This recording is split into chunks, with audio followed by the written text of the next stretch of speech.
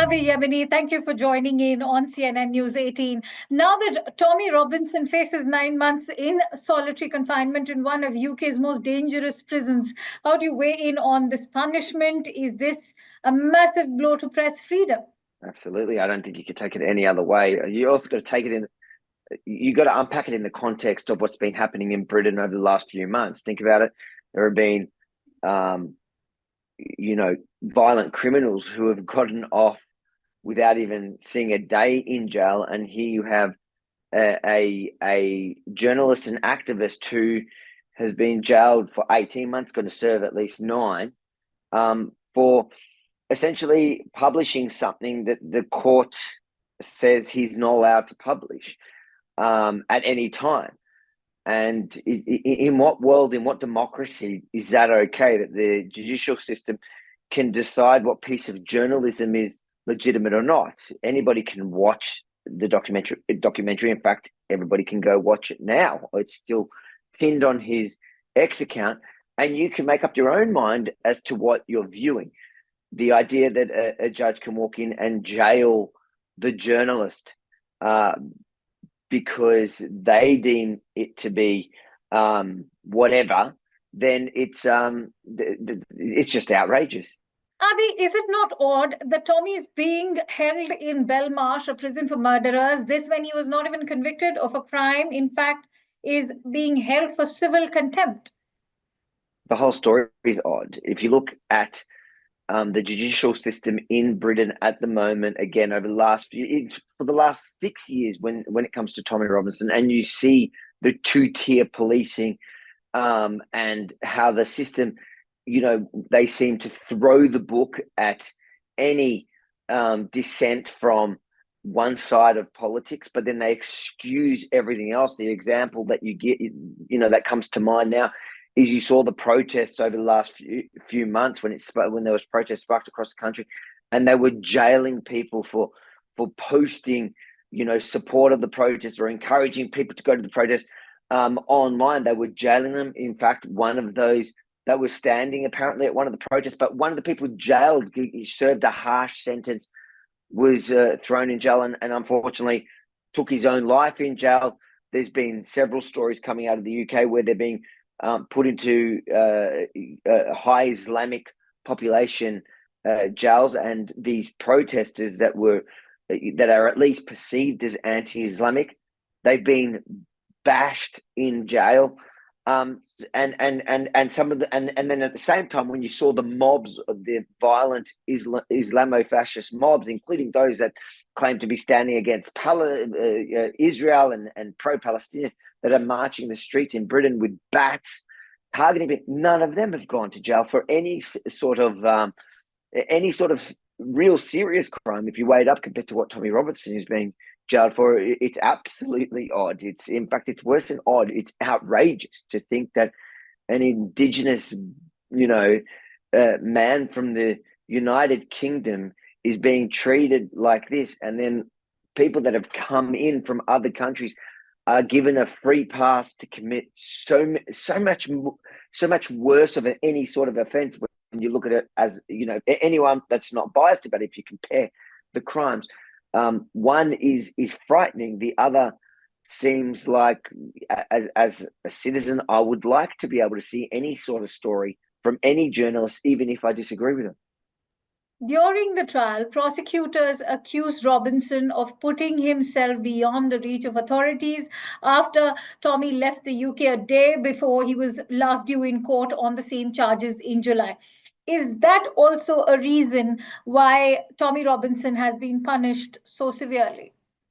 Look, he was never served with, from what I understand, he was never served with the documents that he had to ever attend court. So all right, I don't think he's ever skipped out on court. From what I understand is he did come back for the court.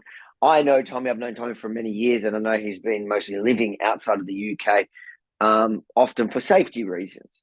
So the idea that he skipped on a court date, well, if that was true, he just wouldn't have come back for what he expected to be a lengthy jail sentence. It's not like Tommy walked into that courtroom not thinking he's going to jail. He came back to Britain knowing he's likely going to jail. You can say a lot of things about Tommy Robinson.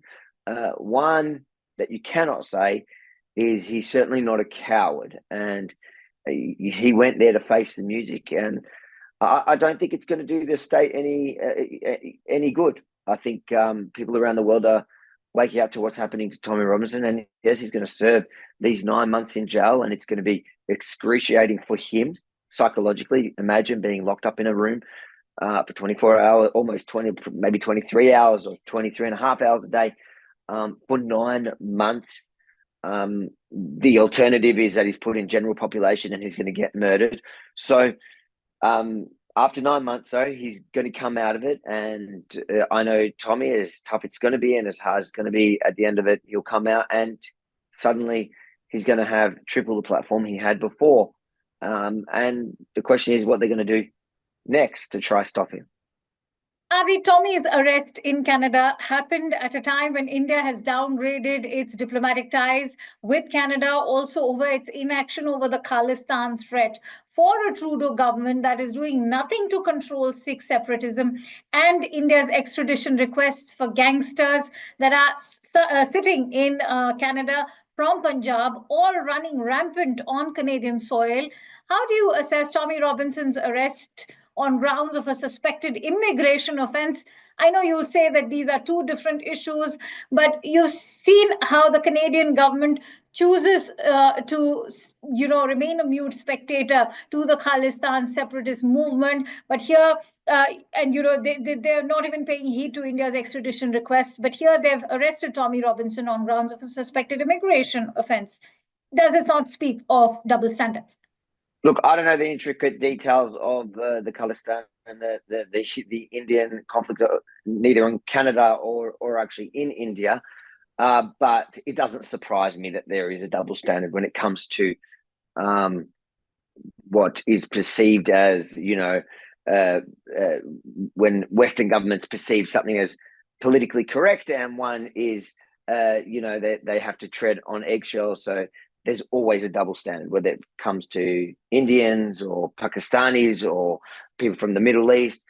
As long as you're not white in the West, you seem to get a free pass to be able to do whatever it is you want. And again, you've seen that when it comes to the comparison between these pro-Hamas rallies that have marched across the West and, in Britain, have been marching hundreds of thousands every single week. And then you saw one protest of native Brits marching. And you see the same in Canada.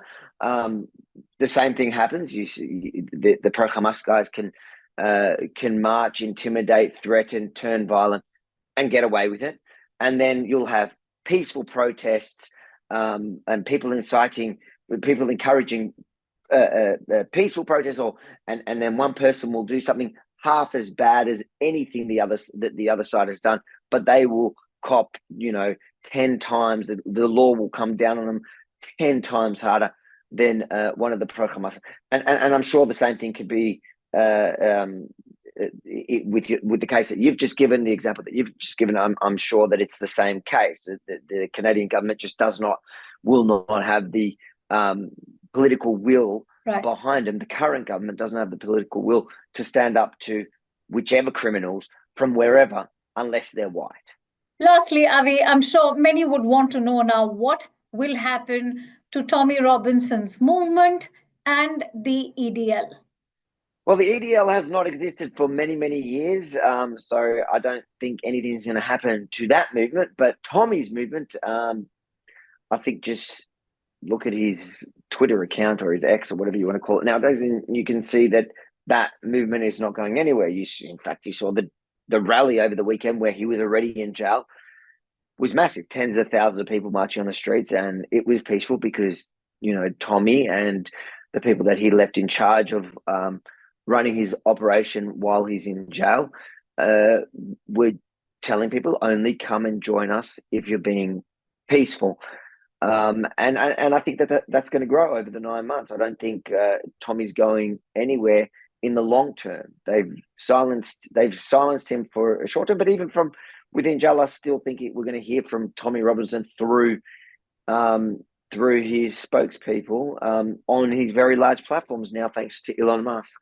Many thanks to you, Avi Yemini, for speaking to us here at CNN News 18. It was a pleasure having you, as always.